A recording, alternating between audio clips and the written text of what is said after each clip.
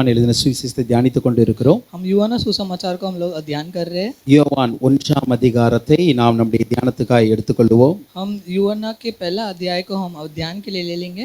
கடந்த வாரத்துல நாம் தியானித்தோம், அவருடைய இரத்தத்தினாலாவது மாம்ச சித்தத்தினாலாவது புருஷனுடைய சித்தத்தினாலாவது அவர் பிறவாமல், हम लोग ने पिछले हफ्ते देखे थे कि वो मनुष्य के इच्छा से या देहधारी किसी इच्छा से नहीं हुआ, தேவனாலே பிறந்தவர் என்று பார்க்கிறோம். वो परमेश्वर के द्वारा वो जन्मा. அந்த வார்த்தையை ஆகிய அவர் மாம்சமாகி நமக்குள்ளே வாசம் பண்ணினார் என்று நாம் பார்த்தோம்.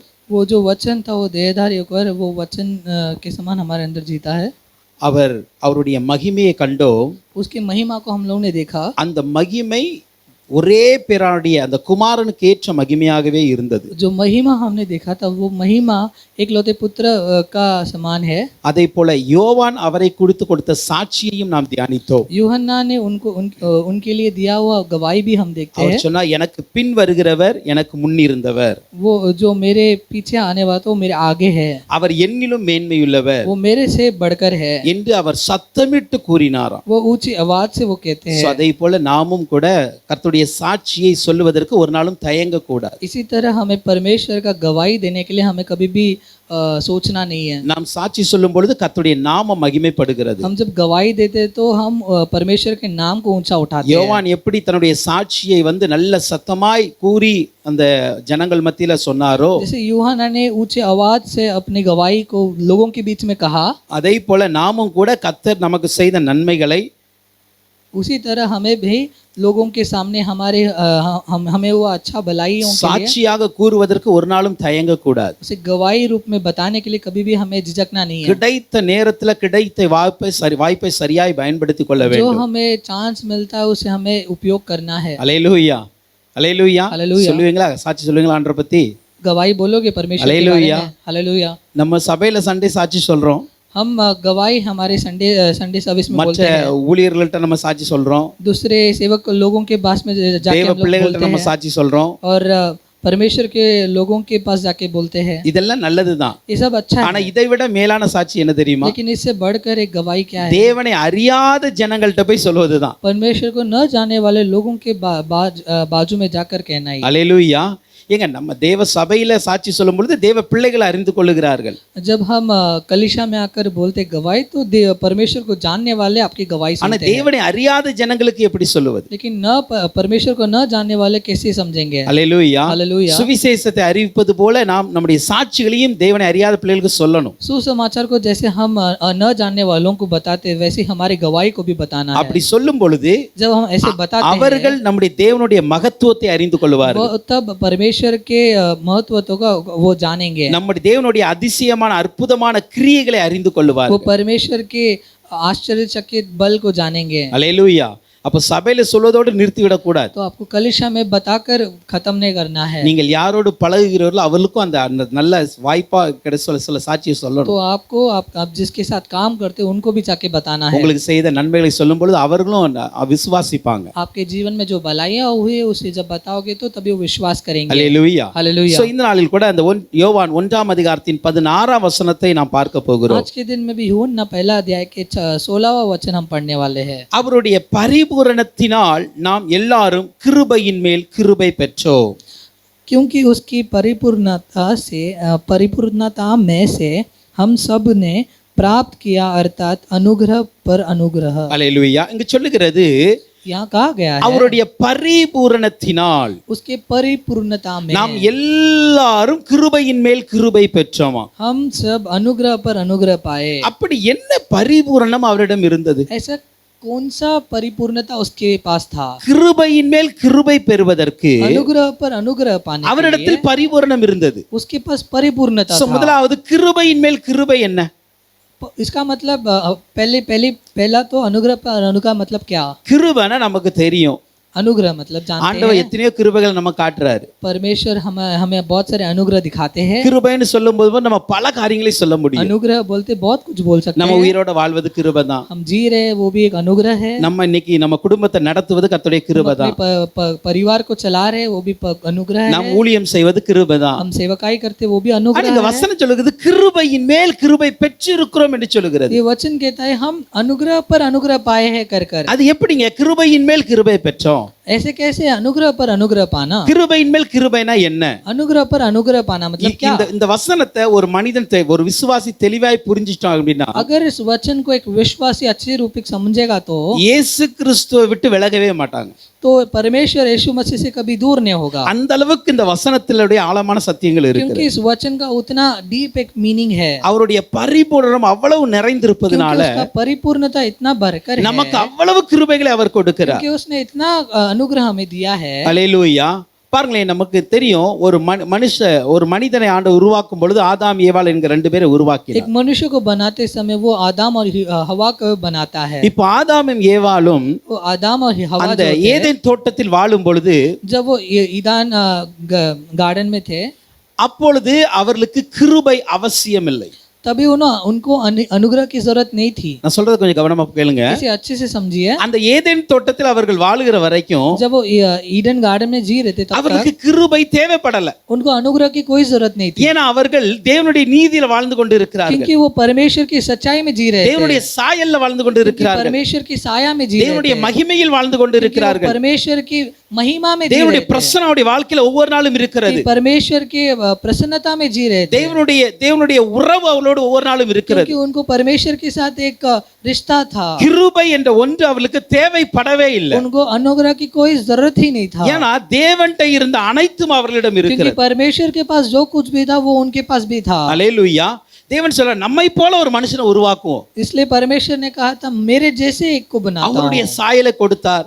वो उनका साया दिया, அவருடைய மகிமையை கொடுத்தார், उनका महिमा दिया, அவருடைய பரிசுத்தத்தை கொடுத்தார், उनका पवित्रता को दिया, அவருடைய சந்தோஷத்தை கொடுத்தார். उनका खुशियों को दिया। எல்லாமே அவர்களுக்கு பரிபூரணமாய் இருந்தது. सब कुछ जो परिपूर्णता के साथ ஏதேன் दिया। தோட்டத்துல வாழ்ற வரைக்கும் ஆதாமுக்கு ஏவாளுக்கும் ஒரு குறைவு கிடையாதுங்க. ईडन गार्डन में जब तक वो जिए थे तब तक उनके जीवन में कोई भी कमी नहीं थी। அவங்க நினைச்ச மாதிரி வாழ்ந்துட்டு இருந்தாங்க. वो जैसे चाहे वैसे जी रहे थे। எந்த ஒரு குறைவில்லாமல் சந்தோஷமாய் உலாவி கொண்டு कोई இருக்கிறார். घटी नहीं था, वैसे खुशी के साथ जी रहे थे। ஆதாமுக்கு ஏவாளுக்குள்ள சண்டை வந்தது அது எங்கேயும் இருக்காது பாருங்களேன். आदम और हवा के बीच में कोई झगड़ा हुआ करके कहीं लिखा नहीं है। அவங்களுக்குள்ளாக ஒரு முரண்பாடு வந்ததே கிடையாது. उनके बीच में एक झगड़ा या कोई भी कुछ लिखा नहीं है। அதுக்கு என்ன தெரியுமா காரணம்? उसका मतलब क्या அவர்கள் है? அப்படியே தேவ குணத்தை உடையவர்களா இருந்தாங்க. क्योंकि वो परमेश्वर के गुण के साथ थे। தேவனை போலவே வாழ்ந்து கொண்டிருந்தார்கள். परमेश्वर के समान जी रहे थे। அவர்களுக்கு ஒரு போட்டியோ பொறாமையோ எதுவுமே கிடையாது.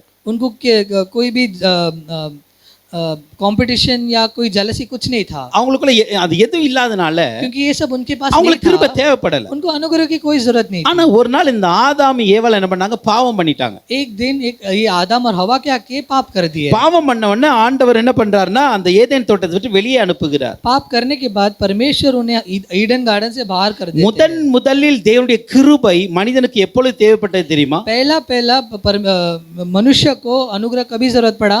பாவம் செய்த பொழுதுதான் தேவைப்பட்டது. जब पाप किया तभी उसको जरूरत पड़ा। தேவன் அந்த ஏதேன் தோட்டத்தை வெளியே துரத்தும் பொழுது அவனுக்கு கிருபை தேவைப்பட்டது. जब ईडन गार्डन से उन्हें धकेलाया गया तभी उनको अनुग्रह की जरूरत அப்போ ஒரு மனு குலத்திற்கு, तो ஒரு மனித சமுதாயத்திற்கு मनुष्य का सोसाइटी के लिए இங்க வந்து பாவம் செய்த உடனே தேவனுடைய கிருபை வர ஆரம்பித்தது. ये पाप करने के बाद तुरंत अनुग्रह मिला। ஏன்னா வசனம் அப்படிதான் சொல்லுகிறது, क्योंकि वचन ऐसे ही कहता है, பாவம் பெருகின இடத்தில் கிருபை அதிகமாய் பெருகிற்று. क्योंकि जहाँ पाप बढ़ता है वहाँ अनुग्रह और बढ़ रहा है। பாவமே இல்ல அப்படின்னா கிருபையே தேவையில்லைங்க. तो जिधर पाप ही नहीं है तो उधर अनुग्रह की कोई जरूरत ही नहीं है। ஒருத்தங்க பாவமே செய்யல, समझ लो किसी அவங்களுக்கு எது ने கிருபை? पाप ही नहीं किया है, அவங்களுக்கு எது கிருபை? अनुग्रह की क्या जरूरत है? கிருபைனா என்ன தெரியுமா? अनुग्रह बोलते क्या? ஒருத்தன் பாவம் செய்யறான், किसी ने पाप அல்லது किया, தவறு செய்கிறார்கள், कोई गलती की, அவர்களை மன்னிப்பதற்கு தான் கிருபை வேணும். उसे माफ करने के लिए अनुग्रह चाहिए। ஆதாம் ஏவாளும் ஏதேன் தோட்டத்தில் இருக்கிற வரைக்கும் தவறே இல்ல அவங்ககிட்ட.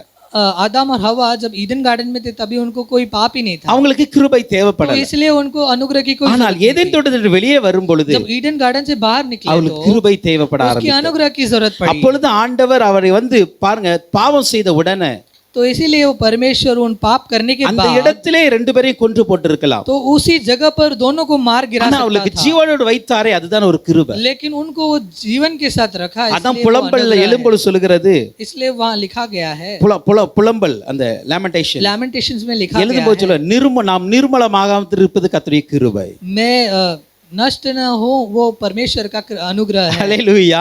அப்ப ஆதாம் ஏவாளும் அன்னைக்கு அழியாம இருந்தது என்ன தெரியுமா? उस दिन आदम और हवा न मरे, उसका मतलब क्या है? क्यों? கர்த்தருடைய கிருபை வந்தது. क्योंकि अनुग्रह उनके साथ था। ஹல்லேலூயா. இப்ப கர்த்தருடைய கிருபையானது अनुग्रह परमेश्वर ஆதாம் ஏவாள் நிமித்தமாக आदम और हवा के ஒவ்வொரு மனிதருக்கும் வந்துகிட்டே இருக்கிறது. हर मनुष्य के अंदर आता है। அப்படியே பாருங்க, நோவாவின் காலத்துல நோவாவுக்கு கர்த்தருடைய கண்களுக்கு கிருபை கிடைத்தது. नोआ के दिनों में नोआ के लिए अनुग्रह मिला। அப்படியே நம்ம ஆபிரகாம் காலத்துக்கு வர்றோம், अब्राहम के दिनों में ஆபிரகாமுக்கு கிருபை கிடைத்தது, अब्राहम को अनुग्रह मिला, ஈசாக்கு கிருபை கிடைத்தது, इसहाक को अनुग्रह मिला, யாக்கோபுக்கு கிருபை கிடைத்தது, याकूब को अनुग्रह அப்படியே मिला, மோசேக்கு கிருபை கிடைக்கிறது, मूसा को अनुग्रह मिला, யோசுவாவுக்கு கிருபை கிடைக்கிறது. योशुआ को मिला। இப்படியே வேதத்தில் ஒவ்வொரு காலகட்டத்திலும் இந்த மனிதனுக்கு ஆண்டவர் கிருபையை கொடுத்து கொண்டே இருக்கிறார். इसी तरह हर एक काल में परमेश्वर मनुष्य को अनुग्रह देते गए। அல்லேலூயா. இதுக்கு பெயர் கிருபைன்னு வச்சுக்காங்களேன். इसका मतलब अनुग्रह। இந்த கிருபையானது அப்படியே இயேசு கிறிஸ்து வரைக்கும் தொடர்கிறது. ये जो अनुग्रह यीशु मसीह तक वो कंटिन्यू होता है। ஆனால் இயேசு கிறிஸ்துவுக்கு அப்புறம் लेकिन यीशु मसीह के बाद, கிருபையின் மேல் கிருபை வருகிறது. यीशु मसीह के बाद अनुग्रह के ऊपर अनुग्रह होता है। அல்லேலூயா. நமக்கு வெறும் கிருபை இல்ல, हमें अनुग्रह नहीं, நமக்கு கிருபையின் மேல் ஆண்டவர் கிருபையை हमें கொடுத்திருக்கிறார். अनुग्रह के ऊपर अनुग्रह मिलता है। அல்லேலூயா. ஒண்ணு நாம அழியாம இருப்பதற்கு ஒரு கிருபை एक கொடுக்கப்பட்டாச்சு. तो नाश न होने के लिए हमें अनुग्रह मिल गया। நம்மளும் எத்தனையோ பாவங்கள் தவறுகள் செய்துட்டோம். हम भी कितने ही पाप में गिरे हुए हैं। ஆதாம் ஏவாளை போல எத்தனை முறை கீழ்ப்படியாம இருந்திருக்கிறோம். आदम और हवा की तरह हम परमेश्वर की बात नहीं मानते। இதுக்கு எல்லாம் தேவன் அந்த ஆதியிலே கொண்டிருந்த அந்த கிருபை நமக்கு உதவி செய்தது. ये सब होने के लिए हमें सबसे पहले हमें जो अनुग्रह मिला था उसकी ஆனால் இந்த வசனம் சொல்லுகிறது, वचन कहती है அவருடைய பரிபூரணத்தினால் उसके परिपूर्णता நாம் से கிருபையின் மேல் கிருபை பெறுகிறோம். हम अनुग्रह पर अनुग्रह पाते அப்ப हैं। இந்த கிருபை எதற்குங்க? ये अनुग्रह किसके लिए? ஆல்ரெடி தான் நமக்கு ஏதோ ஒரு விதத்துல கிருபை கிடைச்சிட்ட, पहले ही हमें आदम हवा से हमें अनुग्रह मिल गया है। ஏதோ ஒரு விதத்துல நமக்கு கிருபை கிடைச்சிட்டு, किसी तरह से हमें अनुग्रह मिल இப்போ चुका அந்த है। கிருபைக்கு மேலாக இன்னும் பெரிய கிருபை இதுக்கு நமக்கு தேவைப்படுது. हमें उस अनुग्रह के ऊपर और एक बड़ा अनुग्रह की जरूरत पड़ती है। கொலோசியர் 1ஆம் அதிகாரத்தில் कोलोसियों की पहला अध्याय 19ஆம் 20ஆம் வசனத்தை பார்க்கும் பொழுது 19 और 20 देखेंगे இங்கு तो சொல்லுகிறது, கொலோசியன் 1ஆம் அதிகாரம் 19ஆம் 20ஆம் வசனம், சகல பரிபூரணமும் அவருக்குள்ளே வாசமாய் இருக்கவும் पूरा परिपूर्णता उसी के अंदर वो रहता है। அவர் சிலுவையில் சிந்தின இரத்தத்தினாலே वो क्रूस पर பகையாய் बहाया हुआ लहू के वजह से சமாதானத்தை உண்டாக்கி वो समाधान को बनाकर பூலோகத்தில் உள்ளவைகள், ये दुनिया में रहने वाले, பரலோகத்தில் உள்ளவைகள் ये स्वर्ग में रहने वाले யாவையும் पूरे அவர் மூலமாய் उसके द्वारा தமக்கு ஒப்புரவாக்கிக் கொள்ளவும் அவருக்கு वो பிரியமாயிற்று. अपना बनाने के लिए वो उसका प्रेमी இப்ப இந்த வசனம் என்ன சொல்லுது தெரியுமா? ये वचन क्या कहती है? சகல பரிபூரணமும் அவருக்குள்ளே வாசமாய் இருக்கவும். उसका पूरा परिपूर्णता उसके अंदर ही रहता है। யாருக்குள்ள? किसके अंदर? அந்த வசனம் யாரை குறித்து சொல்லுகிறது? वो किसके बारे में कहती है? இயேசுவை குறித்து சொல்லுகிறது. वो यीशु के बारे में कहती அந்த வசனத்தை நம்ம கவனமா வாசிங்க. है। वो वचन को अच्छे से पढ़िए। சகல பரிபூரணமும் அவருக்குள்ளே வாசமாய் இருக்கவும். सारी परिपूर्णता उस पर वास करती है। யாருக்குள்ள? இயேசுவுக்குள்ள வாசமாய் இருக்கவும். के अंदर அவர் சிலுவையில் சிந்தின இரத்தத்தினாலே और उसके क्रूस पर बहे हुए लहू के द्वारा சமாதானத்தை உண்டாக்கி मेल मिलाप करके। அல்லேலூயா. அப்போ இந்த கிருபையின் மேல் கிருபை எதற்கு வந்தது தெரியுமா? ये अनुग्रह पर अनुग्रह क्यों आया? இயேசு கிறிஸ்து சிலுவையில் சிந்தின இரத்தத்தின் நிமித்தம் यीशु मसीह ने क्रूस पर बहे हुए लहू के द्वारा சமாதானத்தை உண்டாக்கி, मेल मिलाप करके। அப்போ ஒரு சமாதானத்தை உண்டாக்கணும். ये मेल मिलाप करने के लिए எதுக்கும் சமாதானம்? किसका मेल मिलाप करने के लिए? மனிதனுக்கும் மனிதனுக்குமா? मनुष्य और मनुष्य के बीच में இல்ல இல்ல இல்ல. नहीं। எந்த சமாதானத்தை குறிக்கிறது? किस मेल मिलाप के बारे में लिखा गया है? பூலோகத்தில் உள்ளவைகளுக்கும் ये दुनिया में रहने वाला பரலோகத்தில் और உள்ளவைகளுக்கும் स्वर्ग में रहने वाला ஒப்புரவாக்கிக் கொள்ள ஒரு சமாதானத்தை உண்டாக்கி, उन दोनों के बीच में एक मेल मिलाप करने के लिए। இப்போ இயேசு கிறிஸ்து மூலமாய் तो यीशु मसीह के நமக்கு द्वारा இன்னும் கொஞ்சம் கிருபை கிடைச்சிருக்கு. तो हमें और भी अनुग्रह मिला என்ன है। கிருபை தெரியுமா? किस तरह का अनुग्रह? இந்த பூலோகத்தில் இருக்கிற நாம் ये दुनिया में रहने वाले हम பரலோகத்தில் பரலோகத்தில் உள்ளவைகளோடு ஒப்புரவாகிறோம். ये स्वर्ग में रहने वालों के साथ हम मेल मिलाप करते இங்க हैं। கவனிங்க, நான் சொல்றது புரியுங்க. इसे अच्छे से समझिए। கிருபை ஆதாம் நாட்களிலிருந்தே நமக்கு வந்து விட்டது. अनुग्रह हमें आदम के दिनों से ही मिल रहा है। அல்லேலூயா. हालेलुया। அது நமக்கு புரிகிறது. அந்த கிருபை ஆதாம் நாட்களிலிருந்தே வந்ததினால் वो अनुग्रह हमें आदम के दिनों से मिल रहा है। எந்த காலத்திலும் தேவன் மனுகுலத்தை முழுமையா அழிக்கல. इसलिए इस दुनिया को परमेश्वर ने नाश नहीं किया। இல்லனா நோவாவின் நாட்கள்ல முழுமையா அழித்து போட்டு இருக்க तो வேண்டும். नोआ के दिन में पूरी तरह से नाश कर இல்ல, सकते ஆண்டவர் விட்டுட்டாரு. नहीं, परमेश्वर ने छोड़ दिया। அது ஒரு கிருபை நமக்கு. वो एक अनुग्रह है। அதனால இந்த மனுகுலமானது இன்றைய வரைக்கும் அழியாமல் இருக்கிறது. इसलिए दुनिया अभी तक नाश नहीं हुई है। அப்ப அந்த கிருபை கிடைச்ச நாம तो वो अनुग्रह मिला हम அப்படியே இருக்கிறத தேவன் விரும்பல. वैसे रहना परमेश्वर नहीं चाहते। மறுபடியும் நீ பாவம் பண்ணு, वैसे तू वापस पाप நான் कर, மன்னிக்கிறேன். मैं तुझे माफ करता மறுபடியும் நீ பாவம் பண்ணு, हूं, वापस तू நான் पाप தண்டனை कर, கொடுக்கிறேன். मैं तुझे दंड இதோட देता हूं। ஆண்டவர் நிறுத்த விரும்பல. ऐसे ही करके उसे रोकना नहीं चाहता। ஆண்டவர் என்ன செய்ய விரும்புறாருன்னா, यीशु मसीह क्या करना அவருக்கு चाहता ஒரு है? காரியத்தை குறித்து ரொம்ப அதிக பிரியம் இருந்தது, ஒரு விருப்பம் இருந்துச்சு. उसे एक कार्य के ऊपर एक बहुत प्रेम था। எப்படியாவது कैसे तो ஏதேன் தோட்டத்திற்குள்ளாக जैसे ईडन गार्डन में எப்படி தேவனுக்கும் மனுஷனுக்கும் ஒரு உறவு இருந்ததோ, जैसे परमेश्वर और आदम को एक रिश्ता था, ஒரு பரலோகத்திற்கும் இந்த பூமிக்கும் இடையில ஒரு நல்ல ஒரு ஐக்கியம் இருந்ததோ, जैसे वो स्वर्ग और दुनिया का एक रिश्ता था, இந்த ஐக்கியத்தை மறுபடி உருவாக்க வேண்டும். एक रिश्ता वापस बनाना है, இந்த உறவுகளை மறுபடி உருவாக்க வேண்டும் என்று சொல்லி ऐसा एक रिश्ता बनाना है ஆண்டவருடைய மனசுல வச்சிருக்கிறாரு. वो अपने मन में रखा है। ஆனா அதற்கான கிருபைன்னு வெளிப்பட முடியல. लेकिन उसके लिए अनुग्रह अभी तक प्रकट नहीं हुआ।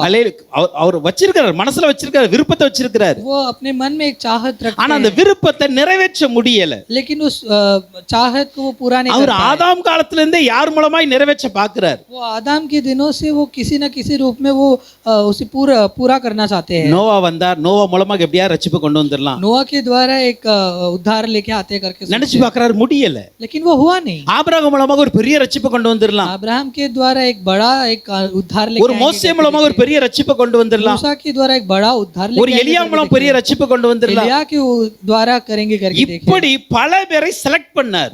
ऐसे बहुत सारे लोगों को उसने सेलेक्ट ஆனா किया, ஒரு முழுமையான ரட்சிப்பை யாருக்குமே கொடுக்க முடியல. लेकिन किसी ने भी पूर्णता से एक उद्धार அவர்களால் அதை கொடுக்க முடியாதபடிக்கு वो ऐसे पूरा एक उद्धार அவருடைய ला இந்த नहीं पाए, மனுஷிக தன்மை தடையா இருக்கிறது. क्योंकि वो उनका मनुष्य का एक गुण की वजह से वो नहीं होता है। அல்லேலூயா. இப்ப அதற்காக தான் इसीलिए தேவன் என்ன நினைக்கிறார் தெரியுமா?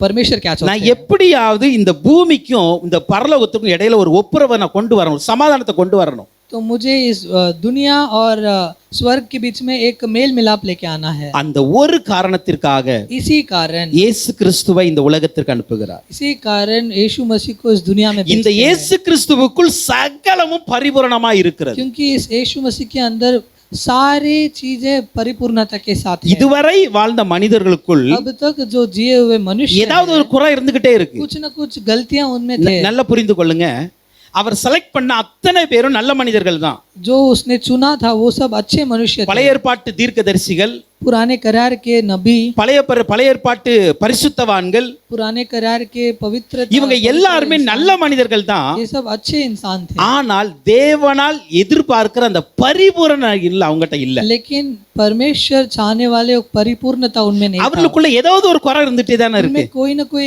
घटी या कमी ஏதாவது ஒரு தவறுல விழுந்துறாங்க பாருங்களேன். कोई न कोई गलती या पाप में गिर जाते தாவீதை பார்த்து சொல்லுகிறார், दाऊद को देख என் இருதயத்திற்கு ஏற்றவன், तू मेरे दिल से என் உள்ளத்துக்கு பிரியமானது பிடிச்சது எல்லாம் அவன் பண்ணுவான் அப்படிங்கிறார். मैं जो चाहता हूँ वो सब तू करता है, அவனும் ஒரு இடத்துல தவறுகிறார். लेकिन वो भी एक जगह पर गिर இப்படி जाता है। எல்லா மனிதர்களும் ஏதோ ஒரு இடத்தில் தவறுகிறதுனால क्योंकि किसी न किसी जगह पर मनुष्य गिर जाते हैं, யாரிடமும் பரிபூரணம் இல்லை. किसी के पास भी परिपूर्णता அந்த नहीं था। ஃபுல்னஸ்ங்கிறது யார்ட்டுமே இல்ல. वो एक परिपूर्णता किसी के पास இப்போ नहीं था। தேவன் என்ன பண்றாருன்னா, इसलिए परमेश्वर தன்னுடைய ஒரே பேரான குமாரனாகிய இயேசு கிறிஸ்துவை अपने एकलौते पुत्र यीशु இந்த உலகத்திற்கு इस दुनिया में பரிபூரணம் உள்ளவராய் அனுப்பினார். परिपूर्णता से भरे हुए, அதான் அந்த கொலைசியர் 1:19 தொடக்கம் சொல்லுகிறது, इसलिए कोलोसियों के पहले अध्याय के சகல 19वां वचन பரிபூரணமும் அவருக்குள்ளே வாசமாய் இருக்கவும். सारी परिपूर्णता उस पर वास करती है। அல்லேலூயா. நான் சொல்றது புரியுதா? சகல பரிபூரணமும் அவருக்குள்ளே வாசமா இருக்கிறது. सारी परिपूर्णता उस पर वास करती இப்ப அவருக்குள்ள பாவம் இல்லை, है। उसके अंदर कोई पाप नहीं है, அவருக்குள்ள எந்த ஒரு குறைவு இல்லை, उसमें कोई घटी नहीं है, அவருக்குள்ளாக எந்த ஒரு தவறுகளை கண்டுபிடிக்க முடியவில்லை. उसमें कोई गलती नहीं निकाल पाए। இயேசுவை எத்தனையோ முறை குற்றம் சுமத்தினாங்க, यीशु पर कितने बार दोष दिए, ஆனா எந்த ஒரு இடத்திலும் அவரை குற்றம் சுமத்த முடியவில்லை என்று சொல்லுகிறது. लेकिन उसका एक भी गलती वो निकाल नहीं पाए, ஏனால் அந்த அளவுக்கு அவர் பரிபூரணப்பட்டவராய் வந்தார். क्योंकि वो इतना परिपूर्णता से भरा இப்ப हुआ है। சகல பரிபூரணம் அவருக்குள்ளே வாசமாய் இருக்கவும், क्योंकि पूरा सारी परिपूर्णता उसके अंदर वास இந்த करता है। பரிபூரணம் பெற்ற அந்த இயேசுவினால ये परिपूर्णता से भरा हुआ यीशु मसीह சிலுவையில के ஒரு कारण ரத்தம் சிந்தப்படுகிறது. क्रूस पर लहू बहाया गया, அல்லேலூயா. சிலுவையில ஒரு ரத்தம் சிந்தப்பட்டது. क्रूस पर लहू बहाया இப்ப இந்த गया। ரத்தம் எப்படிப்பட்ட ரத்தம் தெரியுமா? ये लहू किस तरह का लहू है? எந்த ஒரு குற்றமில்லாத பரிபூரணமான பரிசுத்தம் உள்ள ரத்தம். ये एक निष्कलंक शुद्ध लहू है। இப்ப இந்த பரிசுத்த ரத்தத்தினால ये पवित्र लहू के என் द्वारा தேவன் என்ன பண்றாரு தெரியுமா? परमेश्वर क्या करते இந்த हैं? பாவியாய் துரோகியாய் இருக்கிற மனிதர்களையும் ये पापी दोष से भरा हुआ एक मनुष्य को, இந்த பூமியில் உள்ளவைகளையும் ये दुनिया से भरा हुआ பரிசுத்தமாய் இருக்கிற பரலோகத்தையும் ये पवित्र स्वर्ग को ஒன்றாக இணைக்க ஆரம்பித்தார். दोनों को वो जोड़ने लगते हैं। இதுதான் கிருபையின் மேல கிருபை. यही अनुग्रह पर अनुग्रह। அல்லேலூயா.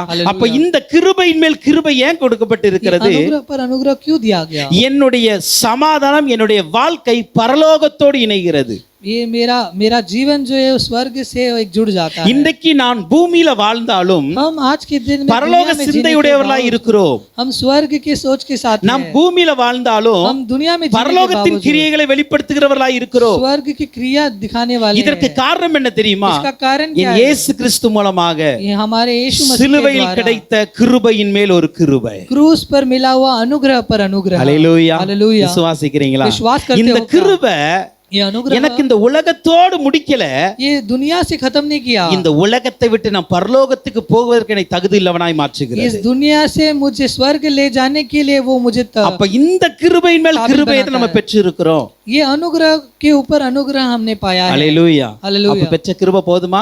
ऐसे पाया हुआ अनुग्रह हमें काफी है? போதாது. नहीं। அல்லேலூயா. हालेलुया। இன்னும் கிருபை தாங்கப்பா. हमें और அதுக்கு தான் நம்ம ஒவ்வொரு நாள் ஜெபிக்கிறோம். इसलिए हम இன்னும் கொஞ்சம் கிருபை தாங்கப்பா, और अनुग्रह இன்னும் கொஞ்சம் கிருபை தாங்க. और अनुग्रह कीजिए। ஏன்னா எனக்கும் பரலோகத்துக்கு இடையில ஏதாவது தடை வந்துடக்கூடாது. क्योंकि मेरे और स्वर्ग के बीच में कोई बीच में नहीं आना எனக்கும் चाहिए। தேவனுக்கும் இடையில ஒரு தடை வந்துடக்கூடாது. मेरे और स्वर्ग के बीच में कोई भी बीच में नहीं அதனால आना தான் चाहिए। பரிபூரணம் நிறைந்த இயேசுவை அவர் அனுப்பினார். इसलिए परिपूर्णता से भरे यीशु मसीह को उसने கொலோசியர் 2:9 சொல்லுகிறது, कुलुस्से 2 अध्याय के 9 वचन ये कहती தேவ है, தத்துவத்தின் பரிபூரணம் எல்லாம் சரீர பிரகாரமாக அவருக்குள் வாசமாய் இருக்கிறது.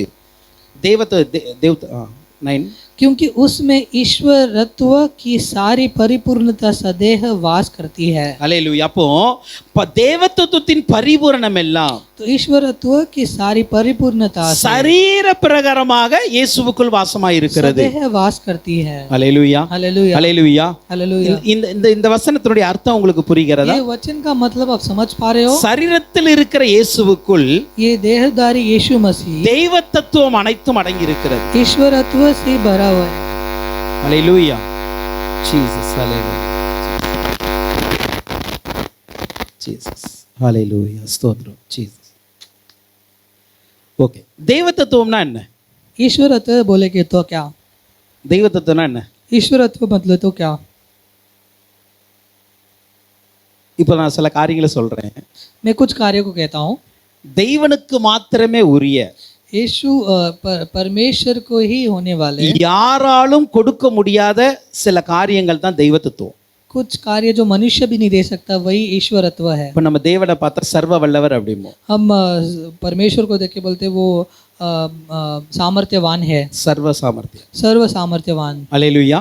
சர்வ வல்லவர், सर्व சாமர்த்தியம். सामर्थ्य அப்படின்னா என்ன அர்த்தம் தெரியுமா? उसका मतलब क्या है? அவர்கிட்ட இல்லாத வல்லமையே கிடையாது. उसके पास जो सामर्थ्य है वो उसका कमी नहीं है। எல்லா வல்லமையும் அவர்கிட்ட இருக்குது. उसके पास सब तरह के நான் ஜஸ்ட் ஒரு सामर्थ्य எக்ஸாம்பிள் சொல்றேன். हैं। एक छोटा सा एक उदाहरण कहता हूँ। ஷாத்ராக் மேஷாக் ஆபேத்நேகோ அக்கினியிலிருந்து விடுவிக்கும் வல்லமை இருந்துச்சு. शाद्राक मेशक आबेदnego को वो अग्नि से बाहर निकालना वो தானியேலை சிங்கத்தின் குகையிலிருந்து விடுவிக்கும் வல்லமை இருந்துச்சு. दनियाल को वो सिंह के गुफा से निकाले वो भी। யோனாவை கடலின் ஆழத்திலிருந்து விடுவிக்கும் வல்லமை இருந்துச்சு. योना को सागर के गहराई से गहराई से निकाल पाए, वो भी अनुग्रह है। பேதுருவை கடலின் அலையிலிருந்து தூக்கவும் வல்லமை இருந்துச்சு. पतरस को वो वेव्स में से उठाना भी एक सामर्थ्य है। முடவனை நடக்க வைக்கவும் வல்லமை இருந்துச்சு. वो जो लंगड़ा है उसे चलाना, वो भी एक குருடனை सामर्थ्य है। கண் பார்வை திறக்க கொடுக்கவும் வல்லமை இருந்துச்சு. जो अंधा था उसे आग दिया, वो भी एक अनुग्रह है, सामर्थ्य है। மரித்தவனை எழுப்பவும் வல்லமை இருந்துச்சு. जो मर चुका था उससे भी जी उठाया, वो भी एक மரித்து सामर्थ्य 4 है। நாள் ஆன லாசரு உயிர்ப்பிக்கவும் வல்லமை இருந்துச்சு. जो मर कर 4 दिन के बाद लाजरस को उठाया, वो भी एक தானே सामर्थ्य है। மரித்து தானே எழும்பவும் வல்லமை இருந்துச்சு. वो खुद मर कर वो खुद तीसरे दिन जी उठा, वो भी एक सामर्थ्य இப்ப है। நான் சொல்றது புரியுதா? तो आपको समझ में आ அவரிடத்தில் रहा है? இல்லாத வல்லமையே கிடையாது. उसके पास सामर्थ्य ऐसे नहीं है, அவரிடத்துல करके कुछ இந்த नहीं है। உலக ரீதியாக எதைனாலும் அவர் பண்ண முடியும். वो इस दुनिया के रूप में कुछ भी कर सकता है। அதை போல ஆவிக்குரிய ரீதியில அவரால் எதையும் பண்ண முடியும். वो आत्मिक रीति में भी बहुत कुछ कर सकता है। அவரிடத்தில் இல்லாத வல்லமே கிடையாது. उसके पास न हो ऐसे कोई அதனால सामर्थ्य है தான் ही नहीं। அவரை சர்வ வல்லவர் த ஆல்மைட்டின்னு சொல்றோம் நம்ம. इसलिए हम उसे कहते हैं सर्व सामर्थ्यवान, अलमाइटी। இப்போ இதே சர்வ வல்லவர் என்பதை इसे अलमाइटी को நம்ம யாருக்காவது கொடுக்க முடியுமா? ये हम किसी और को दे सकते हैं? யாராவது அப்படி பிறந்திருக்கிறாங்களா? ऐसे कोई और जन्मे है क्या? அல்லது யாராவது இதுவரை இருந்திருக்காங்களா அல்லது இருக்க போறாங்களா? ऐसे कोई थे या अभी आने वाले हैं क्या? யாருமே இருக்க போறது இல்ல. कोई ऐसे है नहीं। புரியுதா நான் சொல்றது புரியுதா?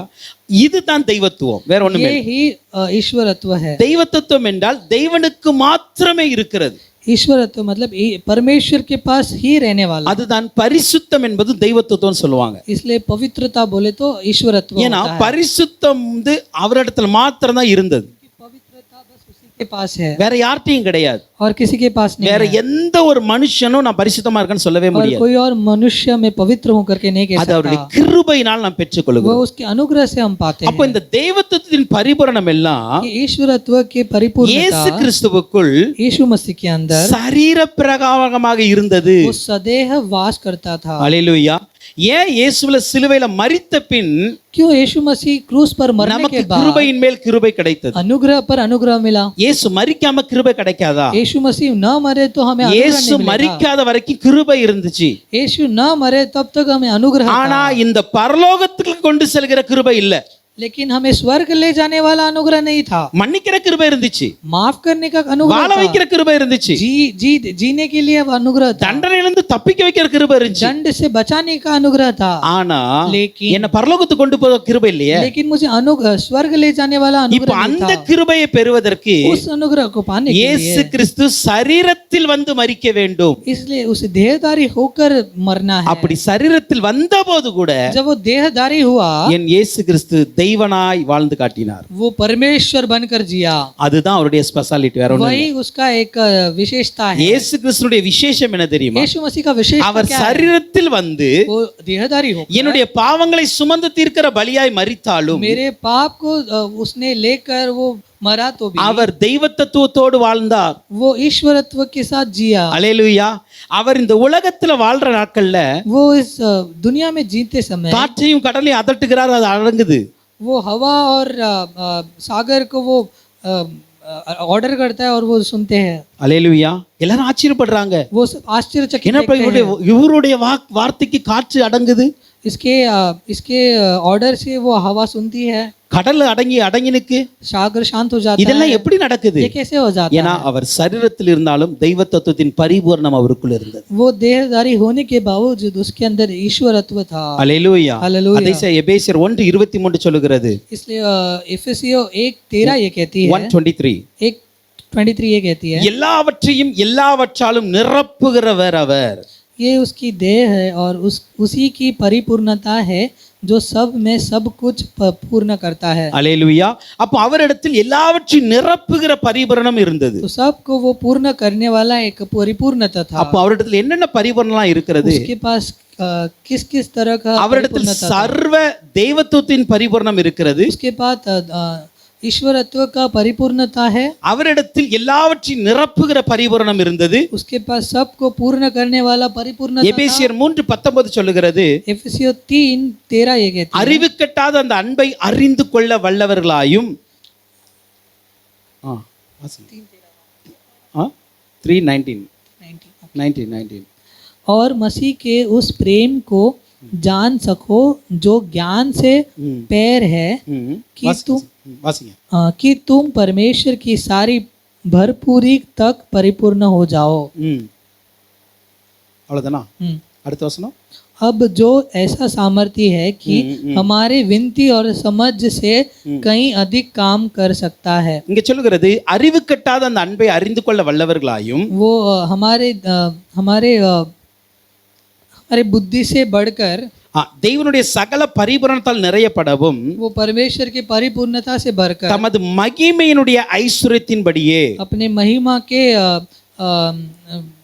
धन से உங்களுக்கு அனுகிரகம் பண்ண வேண்டும் என்று வேண்டிக் கொள்கிறேன். आपको अनुग्रह देने के लिए இங்கு ஒரு காரியத்தை குறித்து சொல்லுகிறார். यहाँ एक बात को அறிவு கட்டாத அந்த அன்பை அறிந்து கொள்ள வேண்டும். बुद्धि से बढ़कर एक अनुग्रह प्रेम को. அல்லேலூயா. அப்போ அன்பின் பரிபூரணம் அவட்ட இருக்கிறது. उसके पास प्रेम का अनुग्रह இயேசு கிறிஸ்துவுக்குள்ள यीशु मसीह के अंदर ஒரு வல்லமை என்கிற தெய்வத்துவத்தின் பரிபூரணம் இருந்தது. एक सामर्थ्य का एक ईश्वरत्व परिपूर्णता है. அதே போல எல்லாவற்றையும் நிரப்பத்தக்கதான பரிபூரணம் இருந்தது. और सबको पूर्ण करने वाला एक परिपूर्णता है. அவருக்குள் அன்பின் பரிபூரணம் இருக்கிறது. उसके पास प्रेम का परिपूर्णता அப்ப அன்பு அவரிடத்தில் அன்பு செய்ய முடியாத மனிதனே கிடையாது. उससे प्रेम करने वाला कोई ऐसे मनुष्य है ही नहीं. நம்ம ஒரு சிலவங்களை நேசிப்போம், ஒரு சிலவங்க நேசிக்க மாட்டோம். हम कुछ लोगों से प्रेम करते तो कुछ लोगों से नहीं करते. சில பேர் இன்னைக்கு நேசிப்போம், நாளைக்கு கொஞ்சம் அவங்க மேல துக்கப்படுவோம். कुछ लोगों से आज प्रेम करते तो कल हम उन पर थोड़ा गुस्सा कर लेते हैं. அல்லேலூயா. புரியுதா? நம்மிடத்தில் அன்பின் பரிபூரணம் கிடையாது. हमारे पास प्रेम का परिपूर्णता नहीं. அது யாரா இருந்தாலும் சரி, कोई भी हो तो அது நம்முடைய பெற்றோரா இருந்தாலும் சரி, சகோதர சகோதரியா இருந்தாலும் சரி, நம்மளா இருந்தாலும் சரி, நம்மகிட்ட அந்த அன்பின் பரிபூரணம் கிடையாது. वो हमारे पेरेंट्स हो या हमारे ग्रैंड पेरेंट्स हो, किसी के पास नहीं है. இன்னைக்கு நம்ம நேசிக்கிறவங்கள நாளைக்கு நம்ம வெறுப்போம்.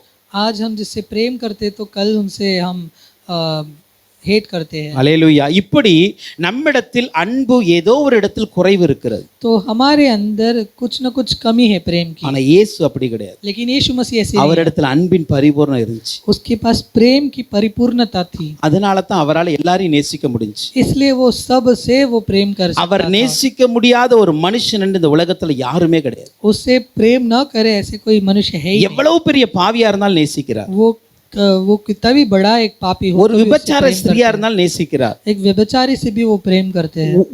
ஒரு கொலைகாரனையும் அவர் நேசிக்கிறார். जो दूसरों को मार डालते हैं उससे भी प्रेम करते हैं. அவரை அடித்தவனையும் நேசிக்கிறார். जो उसे मारे उससे भी प्रेम करते हैं. அவரை முகத்தில் துப்பினவரையும் நேசிக்கிறார். उस पे थूके उससे भी ஈட்டியால் விலாவில் குத்தினவனையும் நேசிக்கிறார். அவர் जिसने उसने अपने रिब्स में उसने मारा था उससे भी वो प्रेम करता है. தன்னுடைய அருகில பக்கத்துல தொங்கி இருக்கிற அந்த கல்லனையும் அவர் நேசிக்கிறார். जो अपने बाजू में वो एक थीफ था उससे भी प्रेम करता है. அவரால் நேசிக்க முடியாத மனிதர்களே கிடையாதுங்க. तो इस दुनिया में जो भी मनुष्य सबसे वो प्रेम करते हैं. அல்லேலூயா. हालेलूया. பேதுருவை பார்த்து ஆண்டவர் கேக்குறாரு, पतरस तो देखकर कहते हैं, பேதுரு நீ என்ன நேசிக்கிறாயா? पतरस तू मुझसे प्रेम करता है? இவர்கள் எல்லாரும் அதிகமா நேசிக்கிறாயா? तू इन सब से मुझसे प्रेम करता है क्या? பேதுரு சொல்றான், ஆமா நான் நேசிக்கிறேன். मैं तुमसे सबसे ज्यादा प्रेम करता हूं. ஆனா இந்த பேதுரு யார் தெரியுமா? लेकिन ये पतरस कौन है? கொஞ்ச நாளைக்கு முன்னாடி இயேசுவை மறுதலிச்சுட்டு ஓடினான். कुछ दिनों के पहले यीशु मसीह को वो நிந்தா करके छोड़ दिया, निंदा कर दी है. हालेलुया. हालेलुया. அவரை என்ன தெரியாதுன்னு சொல்லிட்டு ஓடி போனார். वो यीशु मसीह को नहीं जानते करके भाग गए. அந்த மறுதலித்த பேதுருவை நேசிக்கிறார் பாருங்களேன். जो बीट्रे किया था उस पतरस को, அதுதான் இயேசுவின் அன்பு. वही यीशु मसीह का अनुग्रह. அப்ப அவரிடத்தில் அந்த அன்பின் பரிபூரணம் இருக்கிறது.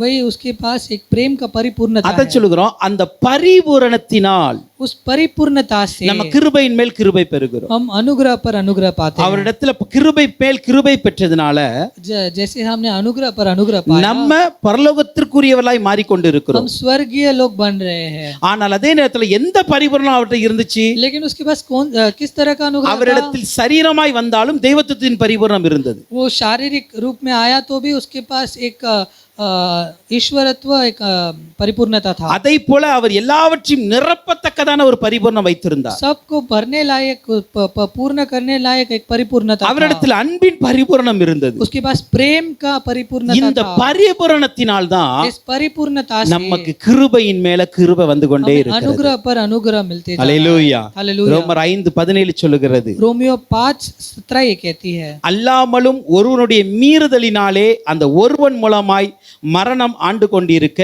கிருபையின் பரிபூரணத்தையும் நீதியாகிய ஈவின் பரிபூரணத்தையும் பெறுகிறவர்கள் இயேசு கிறிஸ்துவின் ஒருவராலே ஜீவனை அடைந்து ஆளுவார்கள் என்று அதிக நிச்சயமாமே. 5:17 ரோமியோ 5:17 5:17 பாருங்க. क्योंकि जब एक मनुष्य के अपराध के कारण मृत्यु ने उस पर एक ही के द्वारा राज्य किया, तो जो लोग अनुग्रह और धर्म रूपी वरदान बहुताई से पाते हैं वे एक मनुष्य के अर्थात यीशु मसीह के द्वारा अवश्य ही अनंत जीवन में राज्य करेंगे. அல்லேலூயா. என்ன அழகாய் சொல்றது பாருங்களேன். ஒரு மனுஷனுடைய மீறுதலினாலே, एक मनुष्य के गलती से, அந்த ஒருவன் மூலமாய் उसके अपराध के कारण மரணம் ஆண்டு கொண்டு இருக்கிறது. मृत्यु राज्य कर रहा है. யாரு? ஆதாம்.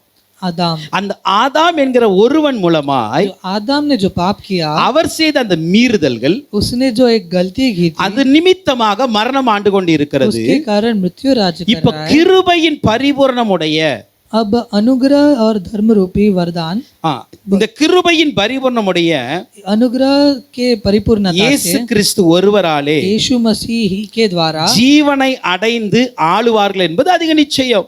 हम जीवन पाकर राज्य करेंगे, वो एक निश्चय है. அல்லேலூயா. இப்ப நாங்க சொல்றத கேளுங்க. இப்ப ஒரு மனுஷனால பாவம் உள்ள வந்தது. एक मनुष्य के द्वारा एक पाप अंदर आया, அந்த பாவத்தின் நிமித்தம் மரணம் உள்ளே வந்தது. उस पाप के द्वारा एक மரணாய मृत्यु आया. யாருக்கெல்லாம் வந்துச்சு? किसको आया?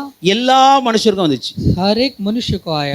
ஒரு மனுஷன் நிமித்தம் எல்லாருக்கும் வருகிறது. एक मनुष्य के अपराध से सबको मिल जाता है இப்போ मृत्यु. இந்த இயேசு கிறிஸ்துவின் கிருபையின் பரிபூரணத்தினால், यीशु मसीह के அனுகிரகி பரிபூரணம், अनुग्रह की परिपूर्णता, அந்த கிருபையின் பரிபூரணத்தினால अनुग्रह की परिपूर्णता நமக்கு ஜீவன் உண்டு என்று हमें जीवन है कर ஏன் நிச்சயம் இருக்க கூடாது? हमें क्यों निश्चय नहीं होना ஏன் நம்ம அதை புரியாம இருக்கிறோம்? क्यों इसे हमें नहीं எங்க ஒரு மனுஷன் மூலமாக மரணம் எல்லாத்துக்கும் வந்துச்சு. एक मनुष्य के द्वारा हम सबको मृत्यु मिला.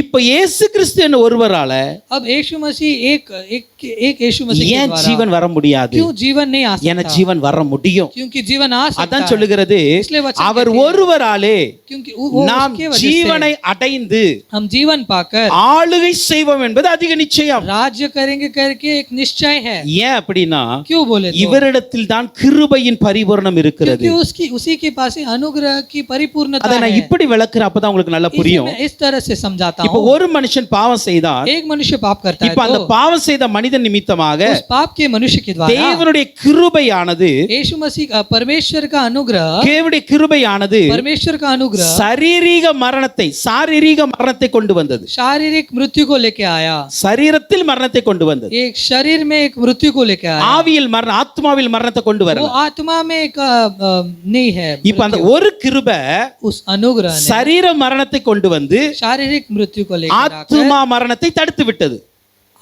आत्मा मृत्यु को स्टॉप कर दिया. நான் சொல்றது புரியுதா? आपको समझ में आ रहा है?